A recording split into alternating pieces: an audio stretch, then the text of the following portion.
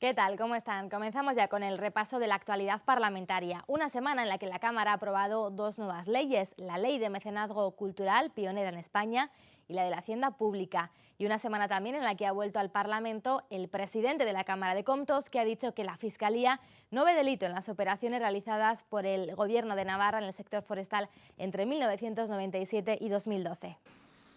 Durante 15 años se realizaron operaciones de empresas públicas con empresas privadas en materia forestal, unas transacciones que según Comptos supusieron una pérdida de casi 4 millones de euros.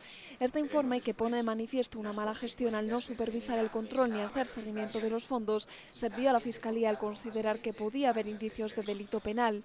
La Fiscalía ya ha respondido. Entiende que no existen indicios de responsabilidad penal, puesto que se fundamenta en una sentencia en la que se dice que independientemente del porcentaje de fondos públicos que en este caso el Gobierno de Navarra ha invertido tanto en las participaciones como en los contratos con estas empresas privadas, pues pertenecen al ámbito societario y no al ámbito de los actos administrativos públicos. Desde el punto de vista económico es meridianamente claro que en esa gestión pues evidentemente hay una responsabilidad, ¿no? Pero desde el punto de vista penal la Fiscalía entiende que no existe tal responsabilidad, no existe delito penal. Según las conclusiones de Comptos, no hay justificación suficiente para este proyecto y eso es también lo que le preocupa a la oposición. La sospecha es que no están, desde la parte pública, en ocasiones importantes, no están esas relaciones marcadas por la objetividad, sino por la arbitrariedad. No están marcadas por decisiones objetivas con un respaldo técnico en las decisiones de inversión o empresariales que se toman, sino por criterios mucho más arbitrarios. Por este motivo, los grupos parlamentarios de la oposición han apuntado la posibilidad de crear una comisión de investigación sobre el tema.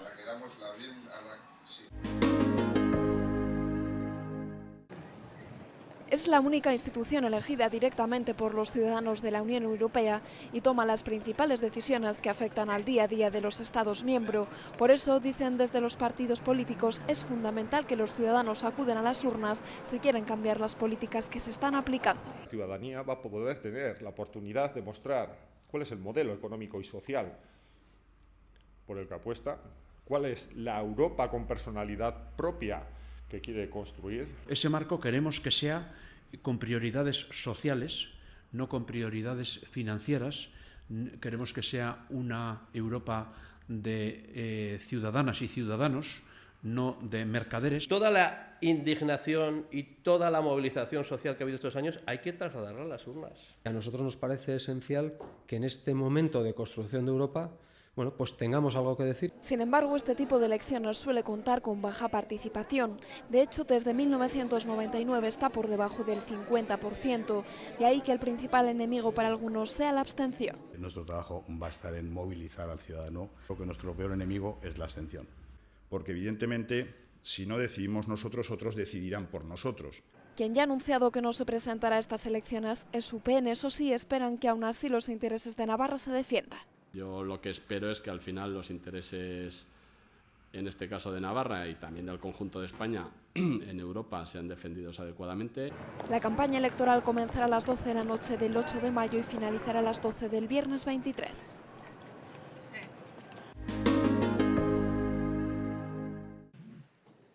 El Pleno ha aprobado esta semana la Ley de Mecenazgo Cultural. En ella se ordenan los incentivos fiscales a quienes realicen acciones de mecenazgo dinerarias o mediante donaciones de bienes o derechos. El texto, aprobado con el apoyo de UPN y PSN e impulsado por el Gobierno, regulará los incentivos fiscales aplicables al fomento del mecenazgo cultural. Reconoce como receptoras de estas ayudas privadas a las entidades culturales sin ánimo de lucro, la Administración foral, los organismos autónomos y las fundaciones públicas cuyo volumen neto anual de negocios no supere los 200.000 euros. La oposición ha criticado que la ley elude la responsabilidad del Gobierno con la cultura, mientras que UPN ha defendido que se trata de una ley pionera en España con la que quieren socializar la cultura.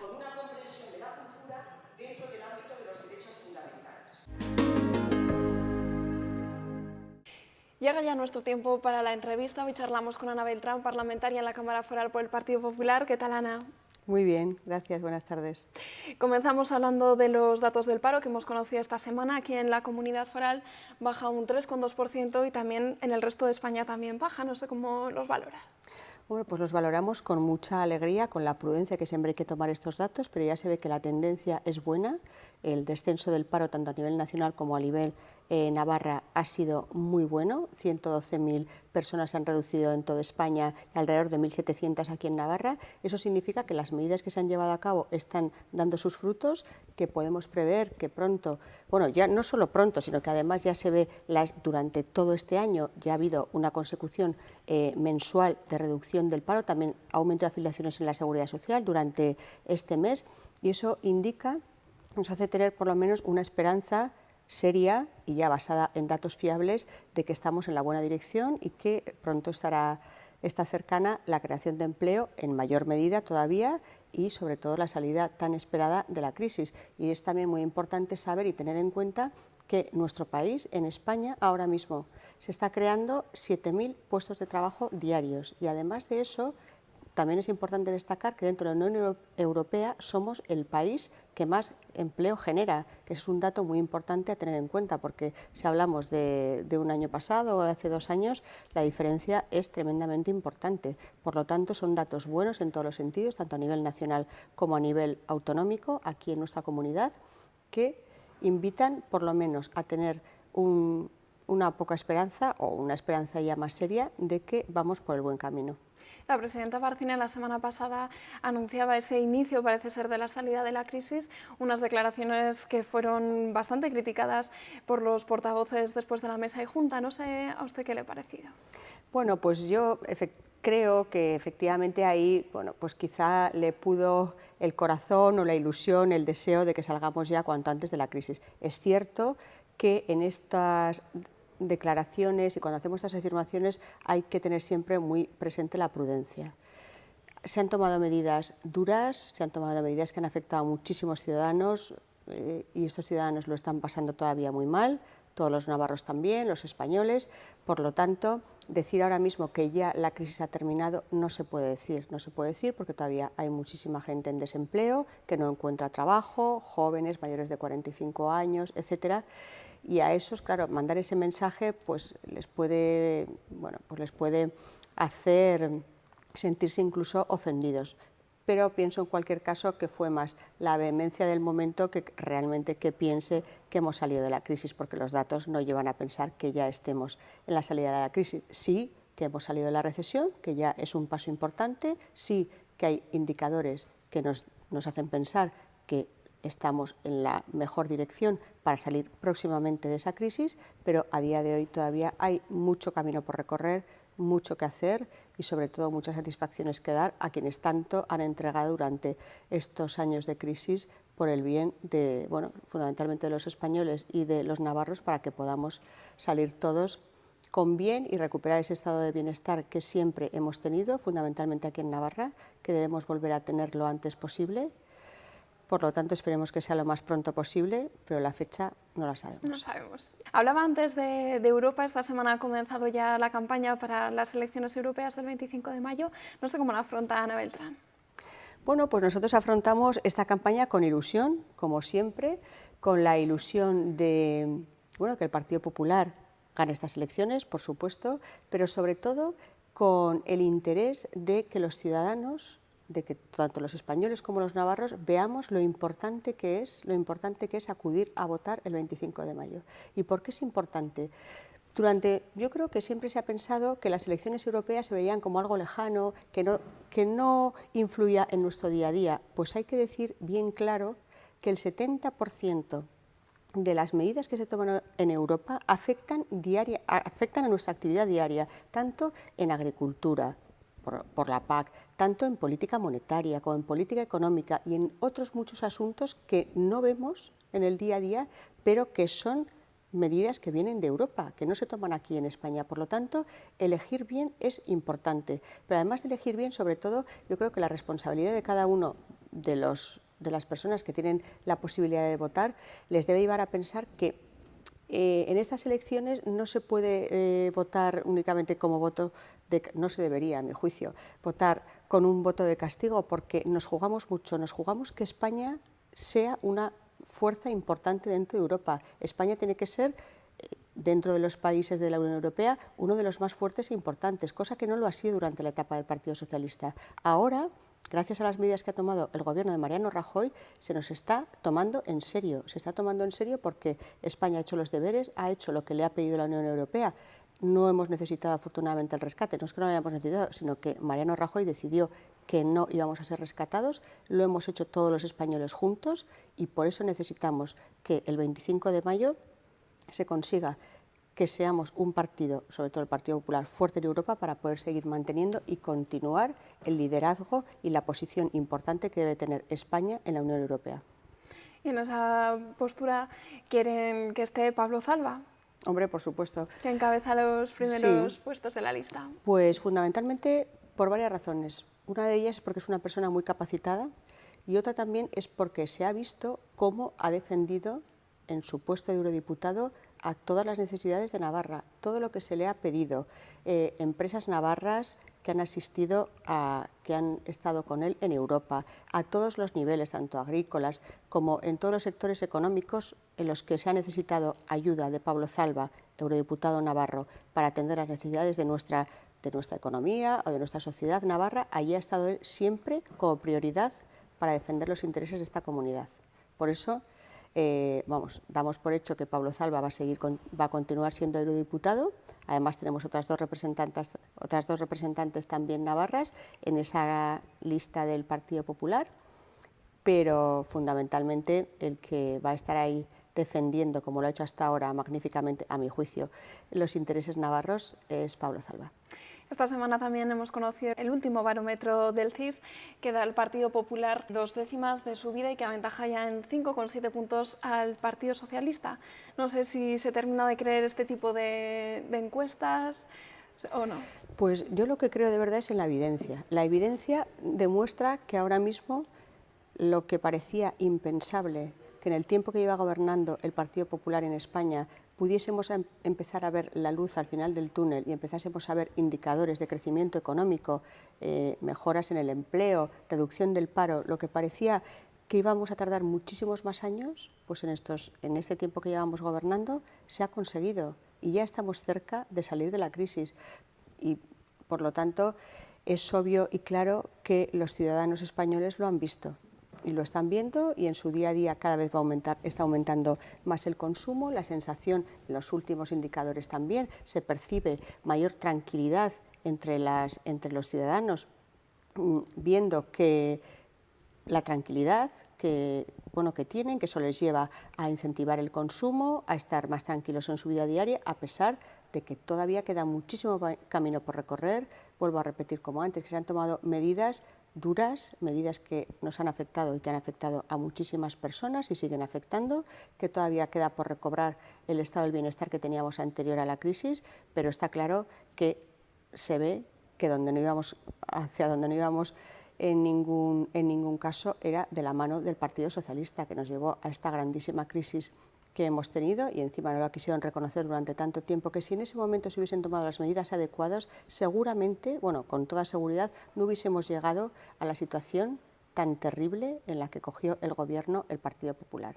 Por lo tanto, sean o no reales esos datos del CIS, lo que sí que es real es que las cosas van mejor, que la percepción de los españoles es mejor también en cuanto a cómo lo está haciendo este gobierno y que espero que sea premiado el 25 de mayo. En ese mismo barómetro del CIS también se comenta que todos los políticos suspenden. No sé qué está pasando. Pues aquí está pasando, pues yo creo que en tiempos de crisis económica se mira todo muchísimo más y es lógico. Es sabido por todo el mundo que actualmente lo que se llama, entre comillas, a mi juicio, la clase política mal llamado, pues está en sus épocas más bajas. Y eso, para mí personalmente, me parece una injusticia, me parece injusto, porque no todos los políticos ni son ni han sido corruptos ni lo serán nunca jamás, ni tampoco todos los políticos se dedican a dar vueltas por ahí sin hacer nada. Hay muchos, la mayoría de los políticos, que trabajamos mucho pensando en el bien común, en el bienestar de los demás y no en el nuestro propio.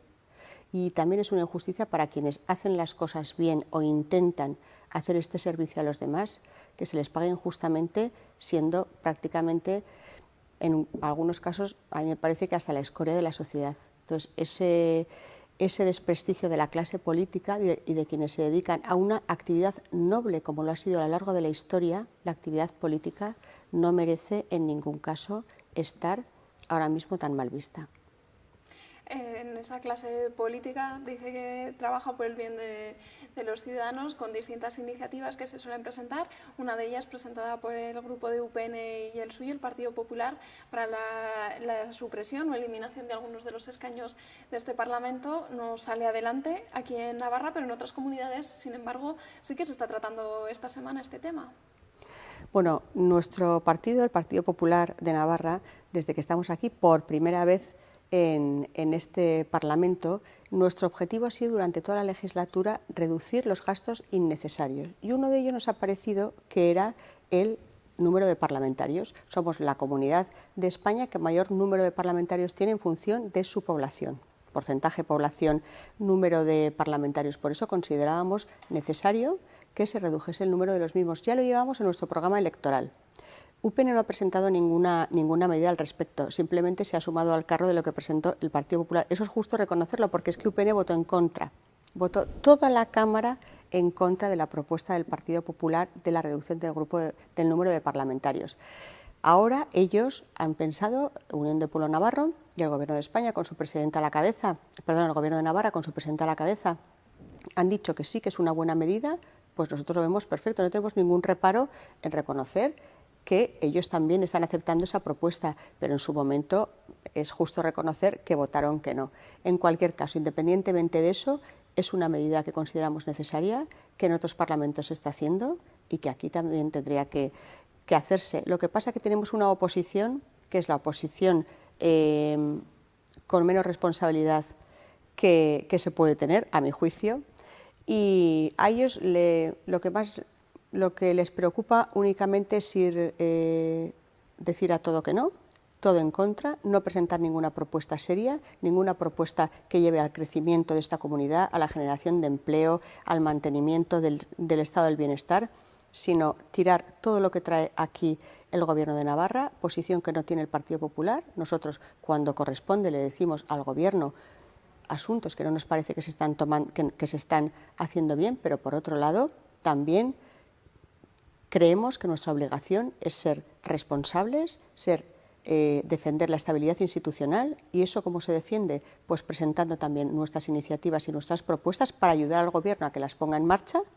y no como hace el resto de la oposición, que solo se dedican a criticar sin presentar nada a cambio ni hacer ninguna propuesta.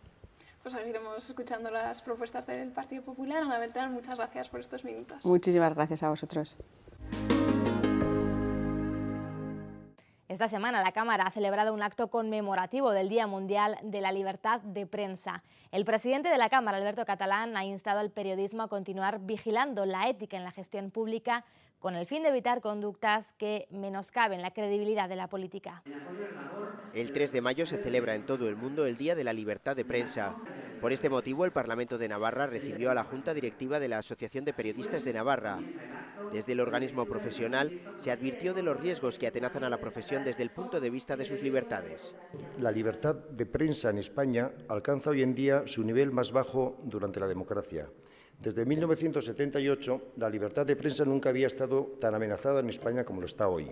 La independencia de los periodistas españoles ha disminuido de manera suave, pero constante en la última década, hasta colocarse al nivel de naciones como Ghana, Surinam o Islas Salomón.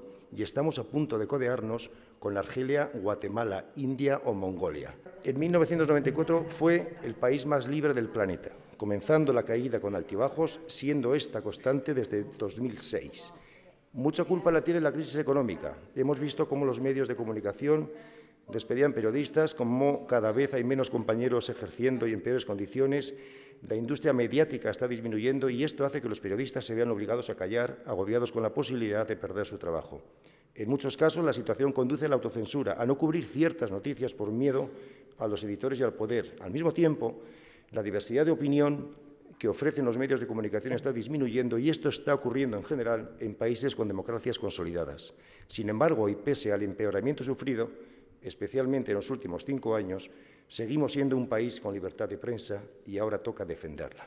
El presidente de la Cámara animó a los periodistas a seguir defendiendo su profesión, puesto que es sinónimo de valores democráticos. La democracia que hoy disfrutamos en España, o la que se puede dar y disfrutar en cualquier otro país del mundo, no podría sustentarse ni podría garantizarse si no existieran los periodistas y los profesionales de la comunicación. Todo sistema democrático presupone un orden jurídico, una Constitución y un Estado de Derecho que garanticen las libertades y los derechos fundamentales de las personas. Dentro de ese cuerpo básico aparece la libertad de información, la libertad de expresión, la libertad de conciencia y el derecho a la información de todos los ciudadanos. El gran reto ahora es manifestar unidad y fortaleza, una autorregulación responsable que evite injerencias externas. Sabemos lo que tenemos que hacer, sabemos que tenemos que mirar a los ojos a esas personas a las que les interesan las noticias cercanas, lo que pasa en su entorno, lo relacionado con la enseñanza, la salud, el bienestar, en definitiva, lo que afecta a su día a día y puede llegar a modificar su manera de pensar.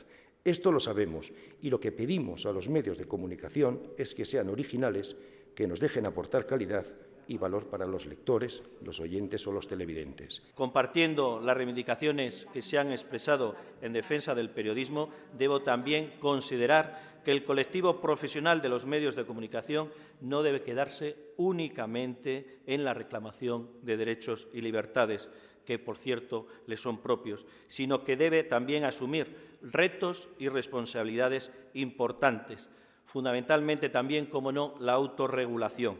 Es fundamental en esa autorregulación que el profesional del periodismo pueda actuar con libertad y total independencia dentro del medio en el que realiza y desarrolla su labor profesional. En el acto, celebrado en el Salón Institucional del Parlamento, se dio lectura al manifiesto que la Federación de Asociaciones de Periodistas de España elaboró para conmemorar el Día de la Libertad de Prensa.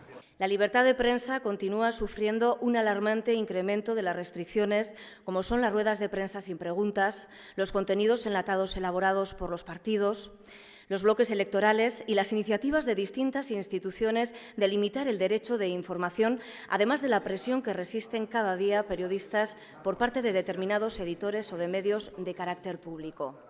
No cabe duda de que las siguientes restricciones hieren de gravedad a la profesión periodística. La libertad de prensa se señala en el artículo 19 de la Declaración Universal de los Derechos Humanos de 1948 y en las constituciones de los sistemas democráticos.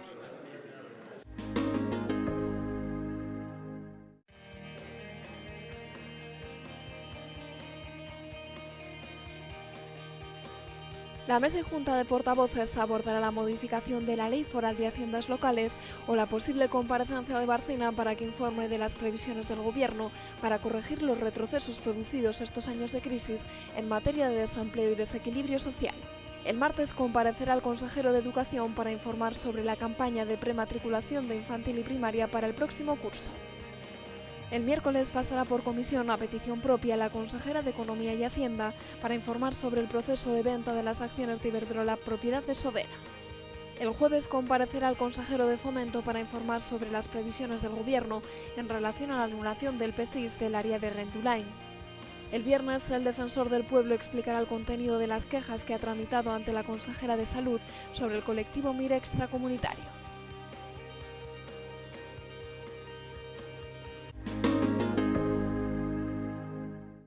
Y así nos vamos. Les espero, como siempre, la semana que viene. Adiós.